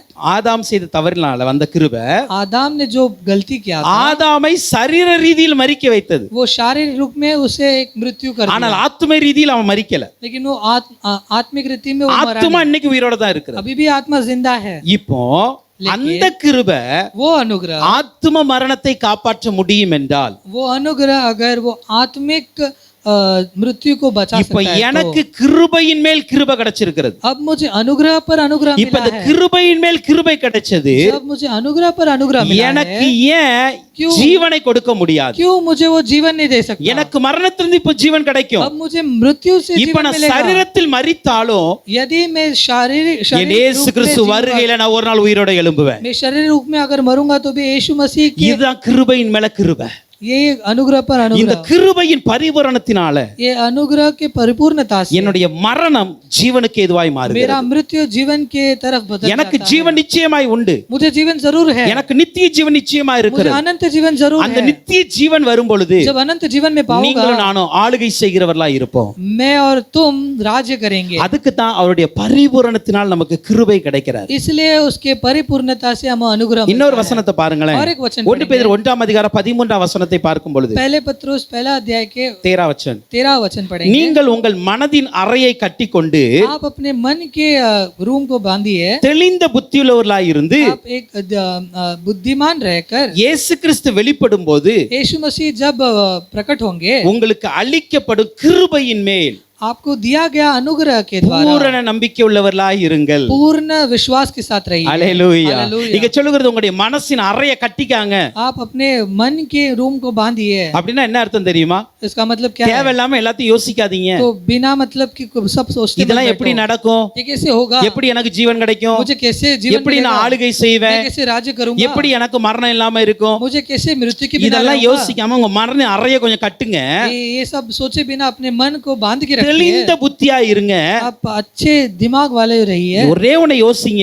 एक ही இயேசு கிறிஸ்து வெளிப்படும் பொழுது यीशु मसीह जब प्रकट होंगे எனக்கு ஒரு கிருபை அளிக்கப்பட போகிறது. मुझे एक अनुग्रह प्राप्त होगा। அந்த கிருபையில நான் பூரண நம்பிக்கையுள்ளவனாய் இருப்பேன். मैं उस अनुग्रह में पूर्ण विश्वास के साथ அப்படினா என்ன அர்த்தம் தெரியுமா? उसका मतलब क्या है? நான் அந்த கிருபையை நம்பி இருக்கிறேன். मैं उस अनुग्रह पर அந்த विश्वास கிருபை என்னை உயிர்ப்பிக்க வைக்கும். उस अनुग्रह मुझे जी அந்த उठाएगा। கிருபை எனக்கு நித்திய ஜீவனை கொடுக்கும். वो अनुग्रह मुझे अनंत जीवन देगा। அந்த கிருபை என்னை ஆளுகை செய்கிறவனாய் மாற்றும். वो अनंत वो जो अनुग्रह है वो मुझे राज्य करने देगा। இந்த பூரண கிருபையின் மீது நான் நம்பிக்கையோடு இருக்க ये வேண்டும். पूर्ण अनुग्रह पर मुझे पूर्ण विश्वास होना चाहिए। அல்லேலூயா. இப்ப நான் சொல்றது புரியுதா? அப்ப அவருடைய பரிபூரணத்தின் நிமித்தம் उसके परिपूर्णता से நாம கிருபையின் மேல் கிருபை பெற்றிருக்கிறோம். अनुग्रह पर अनुग्रह पाए। அந்த கிருபை ஏன் பெற்றிருக்கிறோம்? अनुग्रह क्यों पाए हैं? இன்னைக்கு நான் உலகத்துல இருக்கிறேன். आज मैं इस दुनिया में हूँ। இன்னைக்கு நான் இந்த பூமியில இருக்கிறேன். आज मैं इस दुनिया में हूँ। ஆனால் लेकिन என்னுடைய சிந்தை பரலோகத்தை நோக்கி இருக்கிறது. लेकिन मेरा सोच स्वर्ग की तरफ என்னுடைய है। எதிர்பார்ப்பு பரலோகத்தை நோக்கி இருக்கிறது. मेरा चाहत स्वर्ग की तरफ இயேசு है। கிறிஸ்து ஒரு நாள் வரப்போகிறார். यीशु मसीह एक दिन आएंगे। அவர் வரும் பொழுது जब वो आएगा எனக்கு ஒரு பூரண கிருபை வெளிப்பட मुझे ஆரம்பிக்கும். एक पूर्ण अनुग्रह मिलेगा। நான் அவரோடு கூட பரலோகத்தில் போய் சேர்ந்து मैं கொள்ளுவேன். उसके साथ में स्वर्ग में जाऊंगा। இதற்கு தான் பூரண கிருபை அளிக்கப்படுகிறது. इसके लिए मुझे परिपूर्ण अनुग्रह चाहिए। அல்லேலூயா. हालेलुया। இதற்கு அவர் பரிபூரணம் நிறைந்தவராய் இந்த உலகத்துல எனக்காய் வந்தார். इसीलिए वो परिपूर्णता के साथ इस दुनिया में मेरे लिए आया। அல்லேலூயா. தெய்வத்துவத்தின் பரிபூரணம் அவளுக்குள்ளாய் இருந்தது. ईश्वरत्व परिपूर्णता उसमें है। எல்லாவற்றையும் நிரப்புகிற பரிபூரணம் இருந்தது. सबको पूर्ण करने वाला परिपूर्णता அன்பின் उसमें है। பரிபூரணம் இருந்தது. प्रेम का परिपूर्णता है। கிருபையின் பரிபூரணம் இருந்தது. अनुग्रह का இந்த परिपूर्णता है। பரிபூரணத்தினால इस परिपूर्णता के எனக்கு द्वारा இன்னும் கிருபை பெருகிக்கிட்டே இருக்குது. मुझे अनुग्रह और बढ़ता எத்தனை जा பேர் रहा है। விசுவாசிக்கிறீங்க? कितने लोग विश्वास कर உங்களுக்கு रहे இன்னும் हो? கிருபை பெருகுது. आपको अनुग्रह और बढ़ रहा है। அல்லேலூயா. हालेलुया। இது நம்முடைய நீதியினால் அல்ல. ये हमारे धर्मी की वजह से नहीं है। நம்முடைய நீதியினால் அல்ல. हमारे धर्मी की वजह से எல்லாம் नहीं है। கிருபை. ये सब अनुग्रह है। எல்லாம் கிருபை தான். ये सब अनुग्रह அந்த है। கிருபை தான் நம்மள அழியாம வச்சிருக்கு. ये अनुग्रह ही हमें नाश किए அந்த बिना रखा கிருபை है। தான் ஒரு நாள் பரலோகத்துக்கு நம்ம கொண்டு ये போக போகுது. अनुग्रह ही हमें स्वर्ग ले जाएगा। அதனால அந்த கிருபையை மாத்திரம் நம்ம உறுதியாய் பிடித்துக் கொள்ளுங்க. इस कारण हमें इस अनुग्रह को हमें पकड़ के रखना है। அல்லேலூயா. हालेलुया। யோவான் 1:17க்கு வாங்க. योना 1:17 அங்க देखेंगे। சொல்லுகிறது वहाँ कहा गया है எப்படி எனில் நியாயப்பிரமாணம் மோசையின் மூலமாய் கொடுக்கப்பட்டது, கிருபையும் சத்தியமும் இயேசு கிறிஸ்துவின் மூலமாய் உண்டாயின. इसलिए कि व्यवस्था तो मूसा के द्वारा दी गई, परंतु अनुग्रह और सच्चाई यीशु मसीह के द्वारा पहुंची। நீங்க சொல்லுகிறது நியாயப்பிரமாணம் மோசையினால் கொடுக்கப்பட்டது. यहाँ लिखा गया कि व्यवस्था हमें मूसा के द्वारा दी गई, கிருபையும் சத்தியமும் இயேசு கிறிஸ்து மூலமாய் உண்டாயிருக்கிறது. परंतु अनुग्रह सच्चाई यीशु मसीह के द्वारा पहुंची। ஒன்று கொடுக்கப்படுகிறது, एक दी गई है, இன்னொன்று உண்டாயிருக்கிறது. दूसरा है पहुंची। அந்த வேர்டை நல்ல தெளிவா புரிந்து கொள்ளுங்க. इस वर्ड को अच्छे से देखिए। மோசே நியாயப்பிரமாணத்தை உண்டாக்கவில்லை. मूसा व्यवस्था को नहीं बनाया, மோசேக்கு நியாயப்பிரமாணம் கொடுக்கப்பட்டது. मूसा को व्यवस्था दी गई थी, ஆனா கிருபையும் சத்தியமும் लेकिन अनुग्रह और सच्चाई கொடுக்கப்படவில்லை, உண்டாக்கப்பட்டது. दिया नहीं गया, वो बनाया गया। அப்படி என்றால் இயேசு கிறிஸ்துவே கிருபை நிறைந்தவராய் வந்தார். क्योंकि यीशु मसीह अनुग्रह से भरे हुए சத்தியமுள்ளவராய் வந்தார். वो सच्चाई रूपी आया। அல்லேலூயா. இப்ப இந்த நியாயப்பிரமாணமோ இந்த கிருபைக்கும் என்ன வித்தியாசம்? ये व्यवस्था और अनुग्रह में क्या अंतर है? ஒரு உண்மையை சொல்லணும்னா आपको एक सच्चाई बताऊं, நியாயப்பிரமாணம் கூட ये व्यवस्था भी கிருபையின் ஒரு பிரதிபலிப்பு தான். अनुग्रह का एक प्रकटीकरण ही है। எப்படி நான் சொல்ற புரியுதா உங்களுக்கு? आपको कैसे समझ में आ रहा है क्या? மனுஷன் நல்லா வாழணும், मनुष्य अच्छे से जीना है, அவன் அழிந்து போயிடக்கூடாது, वो नाश नहीं होना அவன் है, மேல என் கோபம் வரக்கூடாது, उसके ऊपर मेरा गुस्सा नहीं आना அவன் நான் चाहिए, தண்டிக்க கூடாது उसको मैं दंड नहीं என்று करना है। சொல்லி தான் ऐसे कर ஆண்டவர் நியாயப்பிரமாணத்தை எழுதி கொடுத்தார். परमेश्वर ने व्यवस्था को लिख कर दिया। உங்களுக்கு சொல்ல புரியுதா? अच्छे இப்போ समझ में आ रहा है? இஸ்ரவேலுக்கு நியாயப்பிரமாணம் எழுதி கொடுத்தது நோக்கம் என்ன தெரியுமா? इसराइली लोगों को व्यवस्था लिखकर देने का कारण क्या है? அவர்கள் என்னுடைய ஜனங்களா இருக்கணும், वो मेरे लोग बनकर रहना நான் है, அவர்களோடு வாழணும், मैं उनके साथ जीना நான் है, அவங்களை அழிச்சிடக்கூடாது मैं उसे नहीं नाश करना चाहिए। அப்படின்னு சொல்லி தான் நியாயப்பிரமாணத்தை எழுதி கொடுத்தார். ऐसे कर उसने व्यवस्था को लिख அப்போ कर दिया। அதுக்குள்ள ஒரு கிருபை இருக்கவே தானே கொடுத்தார். उसके अंदर एक अनुग्रह है, इसके कारण ही उसने दिया। ஆனால் இந்த நியாயப்பிரமாணமானது लेकिन ये व्यवस्था जो है என்ன பண்ணிச்சு அப்படின்னா क्या किया बोले அந்த तो கிருபையை பூர்ணப்படுத்த முடியல. उस अनुग्रह को परिपूर्ण नहीं நான் कर தான் पाया। இயேசு கிறிஸ்து ஏன் கிருபையுள்ளவராய் வர வேண்டும், क्यों यीशु मसीह परिपूर्णता के साथ आया? ஏன் அவருடைய கிருபை இன்னும் அதிகமா நமக்கு தேவை क्यों அப்படின்னா उसकी परिपूर्णता में अनुग्रह இந்த क्यों? நியாயப்பிரமாணம் கொடுக்கப்பட்டது கூட क्योंकि ये जो व्यवस्था दी गई थी என்ன நடக்கு தெரியுமா? तो क्या हुआ? அப்போஸ்தலர் 13:39 வாங்க. प्रेरित 13:29 13:29 देखेंगे तो மோசேயின் நியாயப்பிரமாணத்தினாலே நீங்கள் எவைகளிலிருந்து விடுதலையாகி நீதிமான்கள் ஆக்கப்பட கூடாது இருந்திருந்தோ விசுவாசிக்கிறவன் எவனும் அவைகளினின்று இவராலே விடுதலையாகி நீதிமானாக்கப்படுகிறான் என்று உங்களுக்கு தெரிந்திருக்க கடவது. और जिन बातों में तुम मूसा की व्यवस्था के द्वारा निर्दोष नहीं ठहर सकते थे, उन्हीं सब में हर एक विश्वास करने वाला उसके द्वारा निर्दोष ठहरता है। இங்க என்ன சொல்றது தெரியுமா? यहाँ क्या लिखा गया? நியாயப்பிரமாணத்தினாலே நீங்கள் எவைகளிலிருந்து விடுதலையாக்கி நீதிமான்கள் ஆக்கப்பட கூடாது இருந்ததோ, व्यवस्था के द्वारा आप जिसके कारण निर्दोष नहीं होना चाहिए थे, அப்படி என்றால் என்ன அர்த்தம்? उसका मतलब क्या? நியாயப்பிரமாணம் जो व्यवस्था है சில காரியங்களிலிருந்து மனிதனை விடுதலை பண்ண முடியல, कुछ कार्यों से मनुष्य को वो छुटकारा नहीं दे पाया। மனிதனை நீதிமானாக்க முடியல. वो मनुष्य को एक निर्दोष इंसान नहीं ஏனால் बना இந்த पाया, நியாயப்பிரமாணத்தை क्योंकि ये जो व्यवस्था है, எவன் செய்கிறானோ நிறைவேற்றுகிறானோ அவன் தான் நீதிமானாக்கப்படுவான். क्योंकि जो व्यवस्था को पूरी तरह से पालन करता है वही निर्दोष இந்த रहेगा। நியாயப்பிரமாணம் ये जो व्यवस्था है நான் சொல்றேன்ல இயேசு கிறிஸ்து காலம் வரைக்கும் இருக்கட்டுமே, यीशु मसीह के काल तक रहेगा। சரி तो देख இன்னைக்கு लो, வரைக்கும் கூட இருக்கட்டுமே. आज तक भी देखेगा இன்னைக்கு வரைக்கும் சில பேர் நியாயப்பிரமாணத்தை கீழ் ஃபாலோ பண்றவங்க இருக்கிறாங்க, कुछ लोग अभी भी इस व्यवस्था को फॉलो करते हैं। யூதர்கள் இருக்காங்க, இன்னைக்கு தோராவை ஃபாலோ பண்றாங்க. यहूदी लोग अभी तक व्यवस्था को फॉलो करते இன்றைக்கு வரைக்கும் हैं। अभी तक இந்த நியாயப்பிரமாணம் ये जो व्यवस्था है ஒரு மனுஷனை கூட நீதிமான் ஆக்குனது கிடையாது. एक भी मनुष्य को निर्दोष नहीं किया। ஆனா கொடுக்கப்பட்டது எதற்காக? लेकिन किस लिए दिया गया था? நான் சொல்றது புரியுதா? கொடுக்கப்பட்டது எதற்காக? दिया किस लिए था? அந்த மனுஷனை நீதிமான வாழ வைப்பது. उस मनुष्य को धर्मी बनाने ஆனா அதே நேரத்துல लेकिन उसी समय இந்த மனுஷன் இதுவரைக்கும் நீதிமான் ஆகல. लेकिन अब तक ये मनुष्य धर्मी नहीं बना। அதுக்கு காரணம் என்ன? उसकी कारण क्या இந்த है? நியாயப்பிரமாணம் அந்த மனுஷனை விடுதலையாக்க முடியல. ये जो व्यवस्था है वो उस मनुष्य को निर्दोष नहीं बना पाया। ஹல்லேலூயா हालेलुया। ஹல்லேலூயா. நான் சொல்லியிருக்கேன்னு நினைக்கிறேன். I think so. मैं इसे पहले भी कह चुका हूं। ஏறக்குறைய கற்பனை கட்டளைகள் 619 கட்டளை இருக்குது पूरा देखेंगे तो 619 நியாயப்பிரமாணத்துல. 60 व्यवस्था है, அவ்வளவு நியாயப்பிரமாணம் இருக்குது. उतना व्यवस्था है। இப்ப அந்த அவ்வளவு நியாயப்பிரமாணத்தையும் वो पूरा व्यवस्था को அவ்வளவு கட்டளைகளையும் उतने एक व्यवस्था को அவன் நிறைவேற்றினால் மாத்திரமே ஒரு மனிதன் நீதிமான் ஆக वो முடியும். पूर्ण करेगा तो ही वो एक निर्दोष इंसान बन ஆனா सकता இந்த है। 619 இதுவரைக்கும் ஒரு மனுஷன் கூட நிறைவேற்றல. लेकिन ये 619 अभी तक कोई भी मनुष्य ने पूर्ण नहीं किया है। அதான் வசனம் சொல்லுகிறது, इसलिए वचन कहता है நியாயப்பிரமாணத்தினாலே நீங்கள் எவைகளிலிருந்து விடுதலையாக முடியலையோ, आप व्यवस्था के द्वारा आप किस में से निर्दोष नहीं हो पाए। நியாயப்பிரமாணம் நல்லதுதான், वो अच्छा ही है, ஆனா விடுதலையாக்க மாட்டுக்கு. लेकिन वो आपको छुटकारा नहीं இதுவரைக்கும் देता। யாரும் நீதிமான் ஆக்க மாட்டுக்கு. अभी तक आपको धर्मी नहीं बनाया। ஆனால் लेकिन இந்த நியாயப்பிரமாணம் மோசேயினால் எழுதி கொடுக்கப்பட்டது. ये मूसा के द्वारा आपको दिया गया था। ஆனால் இது ஒரு மனிதனையும் விடுதலையாக்கவும் இல்லை, நீதிமான்களாக்கவும் இல்லை. ये किसी एक मनुष्य को धर्मी नहीं बनाया, किसी को ஆனால் छुटकारा वचन नहीं சொல்கிறது, दिया। लेकिन वचन कहती है விசுவாசிக்கிறவன் எவனும் विश्वास करने वाला कोई भी இவராலே, इससे, யாரால? किससे? கிருபையாய் வந்த இயேசு கிறிஸ்துவாலே अनुग्रह से आए हुए यीशु मसीह के விடுதலையாகி द्वारा छुटकारा पाकर நீதிமான்களாக்கப்படுகிறான் என்பது உங்களுக்கு தெரிந்திருக்க கடவுள். निर्दोष धर्मी इंसान बनाया जाएगा करके लिखा गया है। அல்லேலூயா. हालेलुया। அப்ப நியாயப்பிரமாணம் ஒரு மனிதனை விடுதலையாக்க மாட்டுக்கு, व्यवस्था किसी एक मनुष्य को भी छुटकारा नहीं दे ஒரு सकता, மனிதனையும் நீதிமானாக்க மாட்டுகிறது. एक भी मनुष्य को धर्मी नहीं बना पाया, ஆனால் கிருபையாய் வந்த இயேசு கிறிஸ்து अनुग्रह रूपी आए हुए यीशु मसीह மனிதனை விடுதலையாக்குகிறார். मनुष्य को छुटकारा देते அவரை हैं। விசுவாசிக்கும் பொழுது நாம் நீதிமான்களாக்கப்படுகிறோம். उस पर जब विश्वास करते हैं तो हम धर्मी बनते हैं। இப்ப நமக்கு எது அவசியம்? हमें अभी क्या जरूरत है? நியாயப்பிரமாணம் அவசியமா, கிருபை அவசியமா? हमें व्यवस्था जरूरी है या अनुग्रह जरूरी? உங்களுக்கு எது வேணும்? आपको क्या चाहिए? ஏன்னா நியாயப்பிரமாணத்துல இருக்கிற வரைக்கும் நீங்க விடுதலை ஆக முடியாது. क्योंकि आप व्यवस्था में जब तक रहोगे तो आप छुटकारा नहीं पाओगे। நியாயப்பிரமாணம் இருக்கிற வரைக்கும் நீங்க நீதிமான் ஆக முடியாது. क्योंकि व्यवस्था जब तक आप पालन करोगे तब तक आप छुटकारा नहीं ஆனா அதே पाओगे। நேரத்துல लेकिन उसी உसी समय இயேசு கிறிஸ்துவை விசுவாசிக்கும் பொழுது जब यीशु मसीह पर आप विश्वास அவர் करते हो, எனக்கு வைத்திருக்கிற கிருபை நிமித்தமாக, उसने मेरे लिए रखा हुआ अनुग्रह அவர் के என் மீது द्वारा, வைத்திருக்கிற சத்தியத்தின் நிமித்தமாக उसने मेरे ऊपर रखा हुआ सच्चाई நான் के द्वारा விடுதலையாகி मैं நீதிமான்களாக்கப்படுகிறேன். छुटकारा पाकर धर्मी इंसान बनूंगा। அதனால தான் சொல்லுகிறது, इसलिए कहा गया है, நியாயப்பிரமாணம் மோசேயினால் கொடுக்கப்பட்டது உண்மைதான், मूसा के द्वारा हमें व्यवस्था मिला वो सच ஆனா है, கிருபையாயும் சத்தியமாயும் இயேசு கிறிஸ்து வந்திருக்கிறார். लेकिन अनुग्रह और सच्चाई के द्वारा அவர் यीशु மூலமா मसीह நமக்கு आए। கிருபை கிடைச்சிட்டுங்க.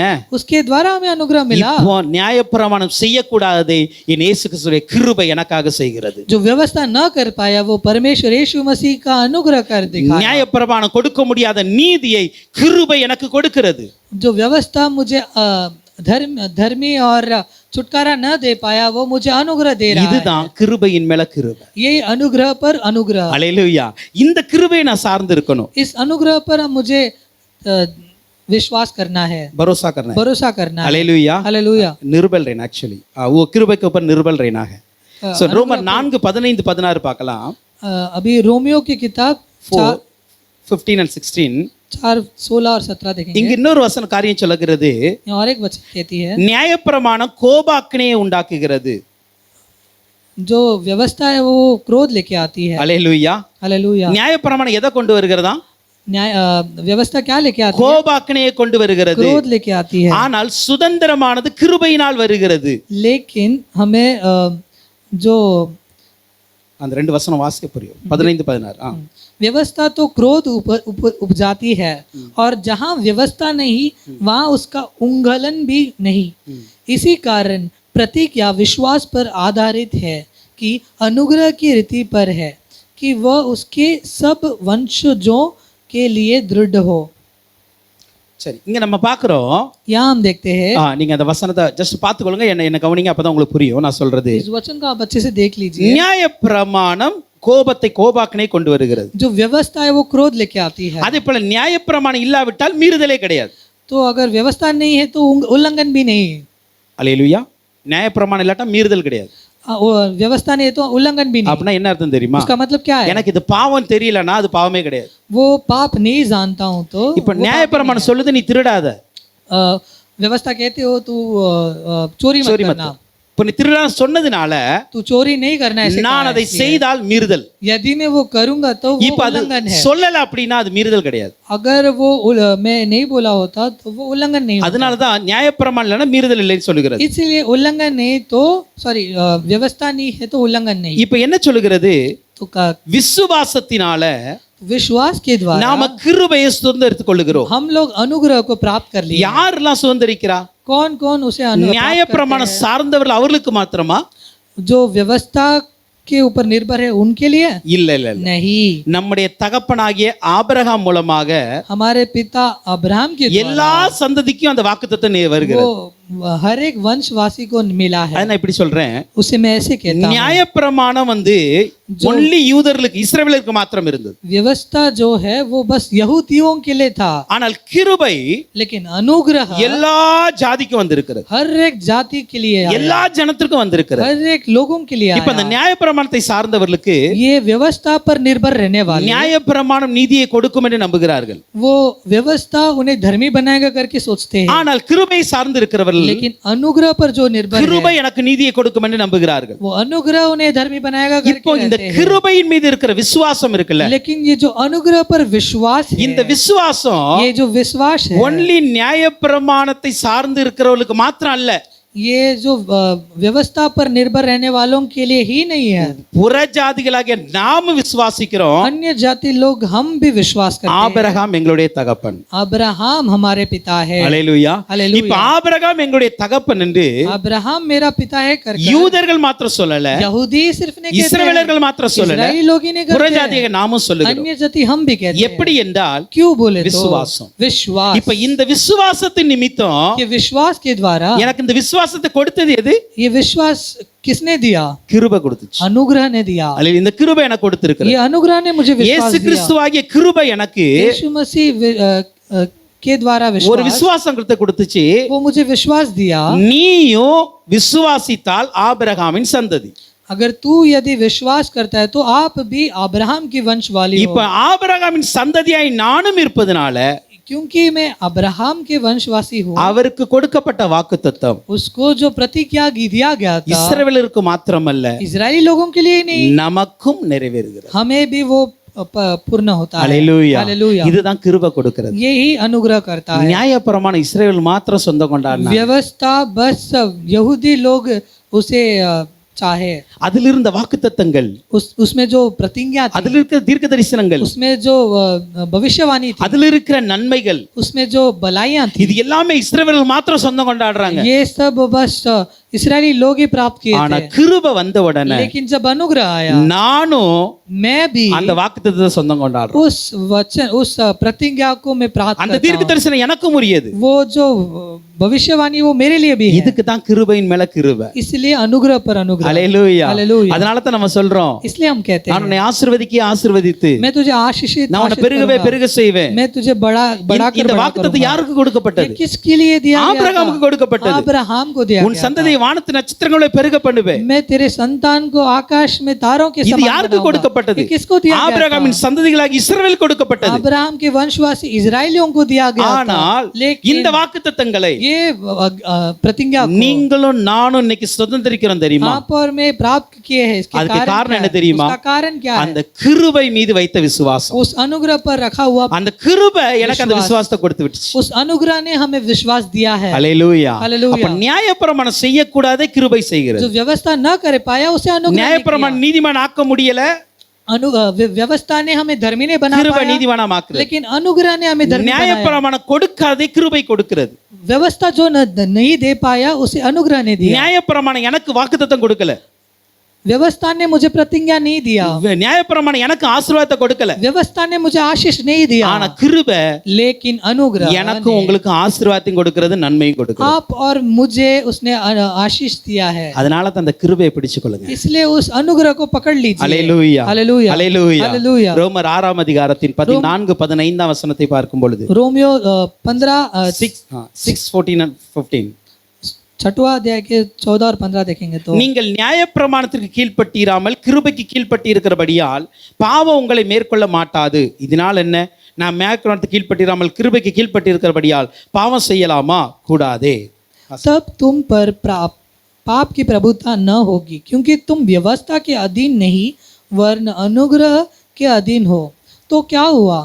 क्या हम इसलिए पाप करें कि हम व्यवस्था के अधीन नहीं वरन अनुग्रह के अधीन है? कदापि नहीं। இங்க சொல்லுகிறது, நம்ம நியாயப்பிரமாணத்துக்கு நீ கீழ்ப்படியாதனால अगर आप व्यवस्था के अधीन नहीं हो तो பாவம் நம்மை மேற்கொள்ள மாட்டாது. पाप हमें प्रभुता नहीं करेगा, ஏன்னா நான் கிருபைக்கு கீழ்ப்பட்டு இருக்கிறேன். क्योंकि हम अनुग्रह के अधीन है। அல்லேலூயா. हालेलुया। அல்லேலூயா. हालेलुया। இப்போ பாவம் நம்மை மேற்கொள்ளாது, पाप हमें प्रभुता नहीं ஏன்னா कर நான் सकता, கிருபைக்கு கீழ்ப்பட்டு இருக்கிறேன். क्योंकि मैं अनुग्रह के अधीन हूँ। இது எப்படி சரியாகும்? ये कैसे सही होगा? நியாயப்பிரமாணத்துக்கு கீழ்ப்பட்டு இருந்தா பாவம் மேற்கொள்ளுகிறது, व्यवस्था के अधीन रहूंगा तो मुझे पाप, ஆனா கிருபைக்கு கீழ்ப்பட்டு இருந்தா பாவம் மேற்கொள்ளாதுன்னு சொல்லுகிறது. लेकिन अनुग्रह के अधीन रहूंगा तो पाप मुझे மேற்கொள்ள प्रभुता नहीं மாட்டாதுன்னு சொல்லுது. करेगा। இன்னைக்கு அநேகர் தவறு செய்ய இது ஒரு காரணம். बहुत लोग पाप करने के कारण यही है। அதனால நம்ம பாவம் செய்யலாமா? इसलिए हम पाप कर सकते हैं क्या? அதான் அந்த வசனம் சொல்லுது, நாம் நியாயத்துக்கு கிருபைக்கு பாவம் செய்யலாமா? तो इसलिए कहा गया कि तुम्हें पाप कर सकता हूँ क्या? கூடாது. नहीं, அல்லேலூயா. கூடாது. नहीं। இப்போ என்ன அர்த்தம் அப்படின்னா, इसका मतलब क्या है? நியாய பிரமாணம் जो व्यवस्था है பாவத்தை மன்னிக்க முடியவில்லை. पाप को माफ नहीं कर सकता। பாவத்தை விட்டுவிட வழி இல்லை, நியாயப்பிரமாணம் கொடுக்க மாட்டேங்குது. वो पाप को छोड़ने के लिए उसमें एक वे ही नहीं है। ஆனா அதே நேரத்துல கிருபை என்ன பண்ணுதுன்னா, लेकिन उसी समय अगर நான் अनुग्रह को செய்த देखेंगे तो பாவங்களை எனக்கு மன்னித்திருக்கிறது. मैंने जो किया पाप को उसे क्षमा करता இப்ப है। நான் செய்த பாவங்கள் मैंने जो पाप किया என்னை है மேற்கொள்ளாதபடிக்கு मुझे प्रभुता नहीं இயேசு करे। கிறிஸ்து அந்த பாவத்தை மேற்கொண்டு இருக்கிறார். यीशु मसीह ने उस पाप को वो ஜீதா जीता है। அல்லேலூயா. இப்ப அந்த பாவத்தை இயேசு கிறிஸ்து மேற்கொண்டதுனால क्योंकि यीशु मसीह ने उसे प्रभुता किया है, எனக்குள்ள இருக்கிற பாவம் என்னை மேற்கொள்ளாது. इसलिए मेरे अंदर जो पाप है वो मुझे இந்த प्रभुता नहीं कर सकता। நம்பிக்கையோடு इस विश्वास के நான் பாவத்திலிருந்து விடுவிக்கப்பட்டேன் என்று சொல்லி வாழ வேண்டும். मैं पाप से छुटकारा पाकर जी रहा हूं करके मैं ஆனால் विश्वास அதே करना है। நேரத்தில் लेकिन उसी समय நான் மறுபடியும் பாவம் செய்வேன் என்கிற எண்ணம் வரக்கூடாது. तो मैं वापस पाप करूंगा करके एक सोच भी नहीं आना என்று चाहिए। நான் செய்த பாவம் என்னை இனி மேற்கொள்ளாது. मैंने जो किया पाप है मुझे प्रभुता नहीं कर सकता। ஏனால் அந்த பாவத்தை என் இயேசு கிறிஸ்து ஆல்ரெடி மேற்கொண்டு விட்டார் क्योंकि எனக்காக. जो पाप मैंने किया था उसे यीशु मसीह ने सूली पर அந்த प्रभुता कर लिया है। அந்த பாவத்திற்கான மன்னிப்பை எனக்கு கொடுத்து விட்டார். उस पाप का क्षमा मुझे मिल அந்த चुका है। பாவத்திற்கான பரிகாரம் செலுத்தப்பட்டு விட்டது. उस पाप का एक दंड परमेश्वर ने ले लिया है। இனி அந்த பாவம் என்னை மேற்கொள்ள முடியாது. वो पाप मुझे वापस प्रभुता ஆனால் नहीं அதே कर सकता।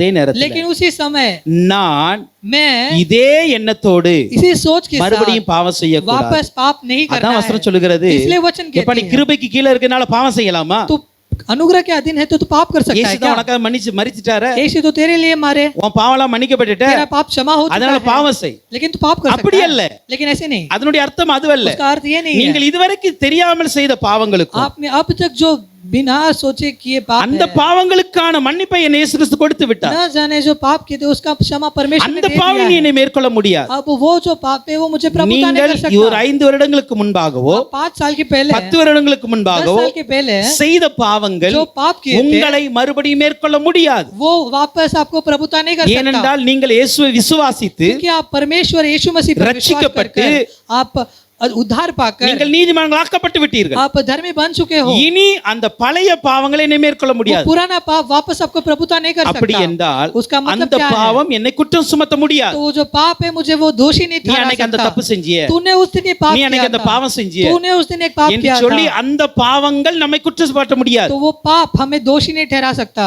அல்லேலூயா. हालेलूया। அதனுடைய அர்த்தம் அதுதான். उसका मतलब यही है, ஏன்னா அதற்கான பரிகாரம் சிலுவையிலே இயேசு கொடுத்து क्योंकि விட்டார். उसका दंड परमेश्वर यीशु मसीह ने सूली पर என்னை ले लिया மன்னித்து है। நீதிமானாய் மாற்றி விட்டார். मुझे माफ करके मुझे धर्मी बना இது दिया அவருடைய है। கிருபை ये செய்கிறது. उसके अनुग्रह ने किया இந்த है। கிருபையை பிடிச்சிருக்கிறதுனால ये अनुग्रह को पकड़े इस कारण நாம மறுபடியும் அதை செய்யக்கூடாது.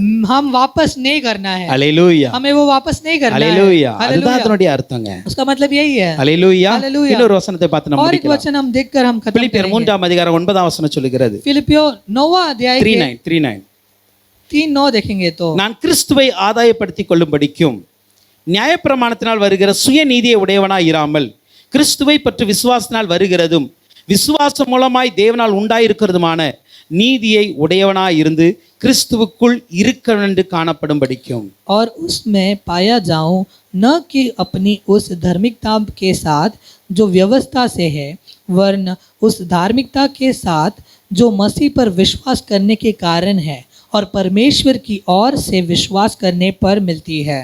இங்கு சொல்லுகிறது यहाँ कहा गया है, நியாயப்பிரமாணம் சுயநீதியை கொடுக்கிறது. व्यवस्था हमें एक